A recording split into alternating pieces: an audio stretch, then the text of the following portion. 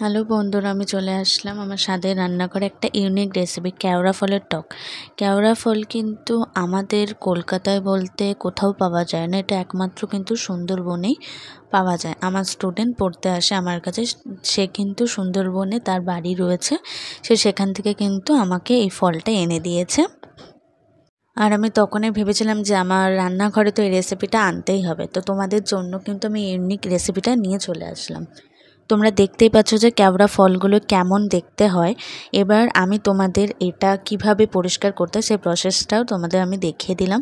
প্রত্যেকটা থেকে যে ফুলের এই পাতার মতো যে অংশটা রয়েছে সেটা তোমরা বাদ দিয়ে দেবে, দিয়ে ভালো করে ওটাকে আমাদের পরিষ্কার করে ধুয়ে নিতে হবে।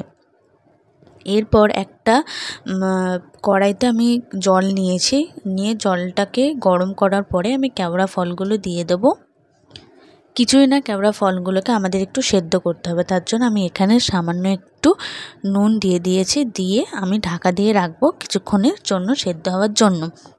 এই রেসিপিটা কিন্তু খুব একটা যে খুব বেশি ইনগ্রিডিয়েন্টস লাগে তাও না, এটাকে অনেকে অনেকভাবে রান্না করে, কেউ মাছের টক দিয়ে করতে পারে বা মাছ দিয়ে করতে পারে, কিন্তু আমি এখানে মাছ দিইনি, আমি আমার মতো করে কিন্তু রেসিপিটা করেছি, সেটাই তোমাদের সাথে কিন্তু আমি শেয়ার করছি।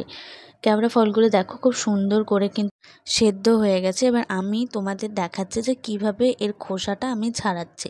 কিছুই না, আলতোভাবে একটু প্রেস করলে বা একটু যদি চাপ দিয়ে আমরা করি, ভেতরে যে ফলটা সেটা বেরিয়ে আসবে, আর হচ্ছে স্কিনটা থাকবে। আর আমাদের কিন্তু রান্নার জন্য স্কিনটাকেই আমাদের লাগবে। তো যেই খোসাটা বা চামড়াটা বেরিয়েছে ওটাকে ভালো করে আমাদের হাতের মাধ্যমে প্রেস করে নিতে হবে, এবং যে জলটা বেরোবে সেটাকে আমি একটা ছাঁকনির মাধ্যমে পুরোটা ছেঁকে নিয়েছি, যাতে জলটা কিন্তু খুব ভালো হয়, কারণ আমরা টক বানাচ্ছি। এবং আমি কড়াইতে সর্ষের তেল দিয়েছি, ফোড়ন হিসাবে আমি এখানে কিন্তু 5 ফোড়ন আর হচ্ছে শুকনো লঙ্কা দিয়েছি, দিয়ে ভালো করে নাড়াচাড়া করে নিয়েছি। এবং এখানে আমি কিন্তু পোস্ত বাটা আর সর্ষে দিয়েছি, বেটে দিয়েছি আমি, দিয়ে একটু সামান্য জল দিয়ে নাড়াচাড়া করে নিয়েছি। এরপরে হচ্ছে আমরা কিন্তু এখানে স্বাদ মতো আমি এখানে নুন দেব এবং পরিমাণ মতো হলুদ দেবো, দিয়ে ভালো করে এটাকে নাড়াচাড়া করে নিতে হবে। যেহেতু টক, এখানে কিন্তু আমি খুব একটা বেশি কিছু দিইনি বা খুব একটা কঠিন করেও কিন্তু আমি রান্নাটা করিনি।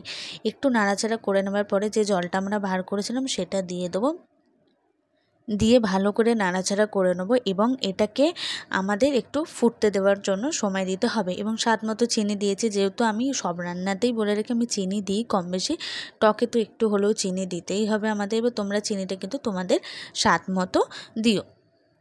এরপরে দেখতেই পাচ্ছ কত সুন্দরভাবে ফুটছে আর কালারটা কত সুন্দর এসেছে। তোমাদের কিন্তু এটাকে ঢাকা দিয়ে রাখতে হবে, আমিও এখানে ঢাকা দিয়ে রেখেছি কিছুক্ষণের জন্য। ব্যাস ঢাকা খুললেই দেখো আমাদের কিন্তু কেওড়ার টক একদমই রেডি। এটাকে আমি এবার নামিয়ে নেব, কিন্তু নামানোর আগে আমি এখানে একটা মেন ইনগ্রিডিয়েন্টস, যেটা হচ্ছে লেবুর রস। লেবুর রসটা দিলে একটা টকের মতো ফ্লেভার আসে, যেটা কিন্তু খুবই ভালো লাগে খেতে। কারণ লেবুর রসটা না দিলে কি বলো তো, খুব গন্ধটা কিন্তু একটা যে গন্ধটা আসে লেবুর রস দিলে সেটা কিন্তু আসবে না তোমরা যদি লেবুর রস না দাও। তো দেখো একটু ফুটিয়ে নিয়ে আমি নামিয়ে নিয়েছি আমাদের কেওড়ার টক। তোমরা অবশ্যই এটা ট্রাই করো, যারা কেওড়া ফল পাবে তারা অবশ্যই এটা ট্রাই করো, কারণ আমি এর আগে কিন্তু আমাদের এখানে কোথাও এই ফলটা পাইনি। আমার স্টুডেন্ট এনে দিয়েছিল, তাই আমি কিন্তু এটা রান্না করতে পারলাম। আর সত্যি ও এনে দিয়েছিল বলে এত সুন্দর একটা রান্না আমি করেও শান্তি পেয়েছি, আর খেয়েও কিন্তু আমার দারুণ লেগেছে, জাস্ট দারুণ। টাটা আজকের জন্য।